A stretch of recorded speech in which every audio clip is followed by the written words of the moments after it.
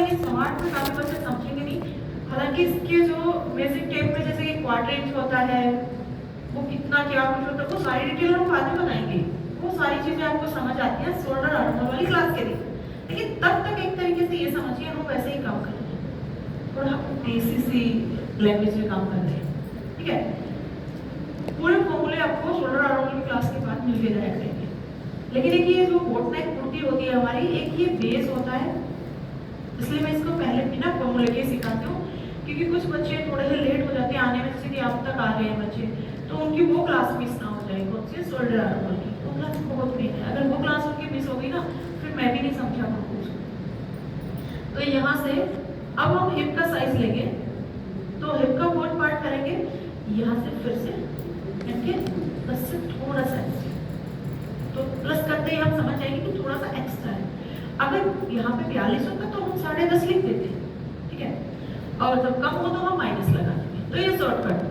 अब काफी मेरे स्टूडेंट्स ऐसे मिलेंगे शायद, ये मैंने कैसे किया मैं दोनों तरीके से बताऊंगी। हालांकि ये मैं कैलकुलेटर आपको सबको चलाना बताऊंगी बहुत तरीके से, काफी बच्चों को आता है, लेकिन जिसको नहीं आता उसके बारे में बात करेंगे। आज कम समझ आएगा आपको कैलकुलेटर चलाना, लेकिन शोल्डर आर्मोल वाली क्लास में आपको बिल्कुल आ जाएगा। और उसके आगे फिर जैसे जैसे आपके आगे क्लासेस होंगी, बिल्कुल अनपढ़ से अनपढ़ बच्चा भी चला पाएगा, ये भी मैं पक्का गारंटी देती हूँ, ठीक है, कि बिल्कुल चला पाओगे आप। लेकिन मैं कैलकुलेटर में ये क्यों काम कराना बता रही हूँ, क्योंकि हम वो काम करेंगे जो सिर्फ हम कर सकते हैं। हमारा काम अगर कोई और चीज आसान कर रही है, हमारा काम कोई और कर सकता है, तो हम वो काम उससे करेंगे। फॉर एग्जाम्पल जैसे कि अभी अगर हम सोचे नहीं हमें तो हर चीज काउंटिंग ऐसे उंगलियों पे आनी चाहिए, तो हमें फिर से मैथ की क्लास लेनी पड़ेगी। अगर इतना हमारे पास टाइम ही नहीं है, हम फैशन डिजाइनिंग में ही 3 महीने दे रहे हैं, तो क्यों ना हम जो टाइम ऐसे वापस से मैथ सीखने में लगाएंगे, क्यों ना वो दिमाग हम अपनी फैशन डिजाइनिंग में लगाएं, कुछ नया डिजाइन सोचने में लगाएं। तो हम वो काम करेंगे तो सिर्फ हम ही कर सकते हैं। जो काम हमारा और चीजें आसान कर रही है, तो उसमें हम अपना दिमाग खर्च नहीं करेंगे। तो कैलकुलेटर कैलसी बहुत ही बढ़िया चीज है, जो कि आपका काम बहुत आसान करती है कोई भी चीज निकालने में। अब जैसे कि हमारा यहाँ से साइज देखेंगे, हमारा जो साइज था 43 था, 43, ठीक है। इसको हम भाग करेंगे 4 के साथ, यानी डिवाइड बाय 4, इक्वल आया हमारा 10.75। 10.75 कितना होता है, 11.5। तो इसलिए मैंने यहाँ पे इस तरीके से निशान, ठीक है। इसके अलावा फिर जैसे कि यहाँ पे 40 था, मैं 4 से ही क्यों डिवाइड कर रही हूँ, क्योंकि जब मैं फ्रंट पार्ट को करूंगी तो ऑन फोल्ड में रखूंगी। फॉर एग्जांपल जब मैं फ्रंट पार्ट कट करूंगी कुर्ती का, तो मैं इस तरीके से कपड़े को ऐसे बिछाऊंगी और ऐसे ही बैक पार्ट को बिछाऊंगी। तो 2 फोल्ड तो ये हो गया, 2 फोल्ड नीचे हो गया, इसलिए मैं 4 से ज्वाइन करूँ, ठीक है। ओके, तो यहाँ से फिर से मैंने 4 से भाग किया, तो ये 10 इंच आ गया, इसलिए मैंने 10 इंच लिखा। उसके अलावा फिर मैंने जैसे कि यहाँ से 33 था, 33 को फिर से भाग किया मैंने 4 के साथ, तो हमारा आ गया यहाँ पे 8 इंच। 8.25, 25 क्या होता है, 35 क्या होता है, ये क्या होता है, ये सारी चीजें मैं आपको एक्सप्लेन करूँगी शोल्डर आर्मोल वाले क्लास में। एक जैसे कि यहाँ पे 40.5 है, फॉर एग्जाम्पल जैसे कि ये वाला साइज को लेके चल रही हूँ मैं अभी, 40.5 है, ठीक है, 40.5। इसको हमने फिर से भाग करना है 4 के साथ, इक्वल आया हमारा यहाँ से 10.12। अब जैसे कि ये संख्या है, इसमें तो 5 भी आ गया एक, तो ये हमारा 10 से थोड़ा सा एक्स्ट्रा हुआ है। एक चीज बताती हूँ, आपका साइज में क्या पता कुछ ऐसा आ जाए, जैसे कि मान लेते हैं 35, ये तो पूरा आ रहा है, लेकिन कुछ ऐसा साइज उठा के दिखाती हूँ मैं आपको, कोई भी एक्स्ट्रा ऐसे ही उठा देती हूँ। 39 डिवाइड बाई कुछ भी कर लेंगे एक बार, कुछ ऐसा मान लो आपकी संख्या कुछ ऐसी आ जाए, उस टाइम आप कैसे समझोगे कि आपका कितना साइज है। आपने क्या देखना है, 4.3 सिर्फ 2 अंक देखने, उसके पीछे कितनी लंबी लाइन आ रही है उसका कोई मैटर नहीं है, सिर्फ जो आपका डॉट है उसके आगे के 2 अंक आपने चेक करने हैं, वो आपका साइज है। यानी 50 आता तो 50 हाफ होता है, 100 आता तो पूरा 1 होता है, तो ये 33 है, 33 मतलब हाफ हाफ से कम और सवाई से ज्यादा है, लेकिन इसमें इतना दिमाग कभी लगाने की जरूरत नहीं है। बस ये संख्या बताइए मुझे, बाई चांस आपको कैलसी में ऐसा कुछ आ जाए तो आप आगे की सिर्फ दो देखोगे, वो मैटर करते हैं, पीछे की लाइन क्या है उसका कोई पता, ठीक है। ओके, ये भी किसी किसी बच्चे को अगर कम समझ आएगी मैंने फोर्थ पार्ट कैसे निकाला, एक और आसान ट्रिक बताती हूँ। आपने क्या करना है, फोर्थ पार्ट की तो कर रहे हैं हम इस संख्या की, ठीक है। आपने लेना है 43, मेजिंग टेप में आपको दिखेगा 43, यहाँ से ये 43 हो गया।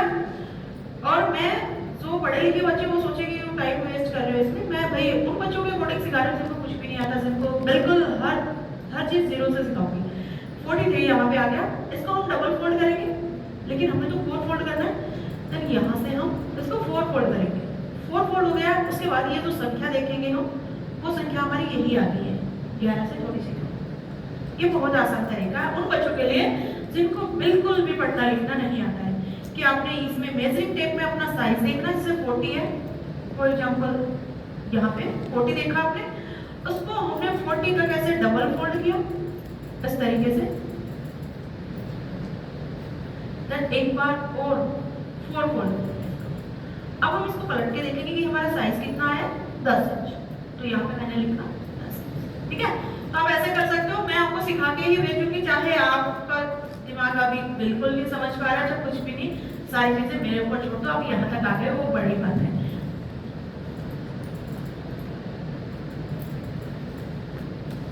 वो मैं आपको शोल्डर आर्म वाली क्लास के दिन समझाऊंगी, अभी ज्यादा जोड़ ना दो दिमाग में, ठीक है, कि पॉइंटों में आ जाता तो कैसे समझेंगे, वो मैं आपको शोल्डर आर्म वाली क्लास के दिन सब कुछ समझाऊंगी, कुछ भी डाउट नहीं छोड़ूंगी, कोई भी आपको सोचने से पहले मैं क्लियर करूंगी बस। लेकिन आपको पेशेंस बनाए रखना पड़ेगा कि मैं अपने तरीके से सिखाऊंगी, अपने तरीके से, कि अब मैं मुझे ये समझाना है, ये समझाना है, ताकि मैं 3 महीने में जो मैंने सिस्टम सेट किया वो आपको क्लियर कर सकूं।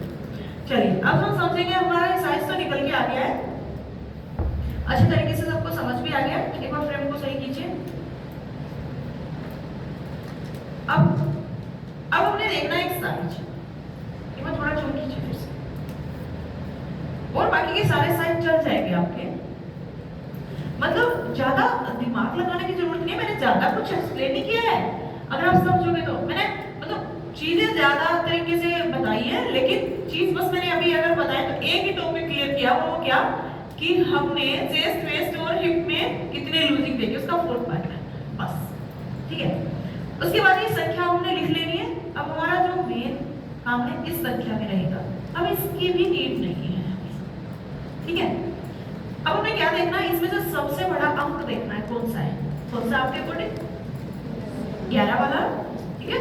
हमने सबसे बड़ा अंक देखना है, सबसे बड़ा अंक या तो चेस्ट का हो सकता है या हिप का, चेस्ट का तो नहीं होगा, या तो चेस्ट का हो सकता है या हिप का हो सकता है, तो उसमें से आपने देखना सबसे बड़ा साइज। तो इसमें 11 है, तो हम एक बार 11 को उठा लेते हैं, पूरे 11 छोड़ देते हैं, एक बार 11 समझ लेते हैं कि 11 है सबसे बड़ा साइज। और हाँ पर बड़ा तो एक है बस, ये भी 11 होता है, ये भी 11, तो बस 11 मिल गया, ठीक है, दोनों सेम है, तो मतलब बड़ी संख्या देख रही है हमने। ओके चलिए, अब हमने क्या देखना है कि मैंने सबसे बड़ी संख्या देखी है, वो इसलिए देखी है कि हमारा फैब्रिक एक बार में ही पूरा हो जाए, हमें बार बार उसको माप के ब्याह देखना पड़ेगा। जैसे हम कई बार क्या करते हैं, ऐसे फैब्रिक को बिछाते हैं, जैसे कभी कम रह जाता है, कभी ज्यादा रह जाता है, कभी कम रह जाता है, लेकिन ये एक बार में ही पूरा आएगा, इसलिए मैंने सबसे बड़ी संख्या देखी। अच्छा, अभी मैंने जो फैब्रिक लिया वो प्योर कॉटन में है, और ये डबल अर्ज का है, जिसको बोलते हैं बड़े पने का फैब्रिक, ठीक है। आप सिंगल पने में भी बना सकते हो, डबल पने में भी बना सकते हो। डबल पने का फैब्रिक मैंने इसलिए उठाया है कि बच्चों के सारे डाउट क्लियर हो जाए कि कितना फैब्रिक डबल पने में लगेगा और कितना सिंगल में लगेगा, ठीक है। तो सबसे पहले हम फैब्रिक की बात कर लेते हैं कि कितना लगता है। जूम कीजिए और मुझे पेपर दे।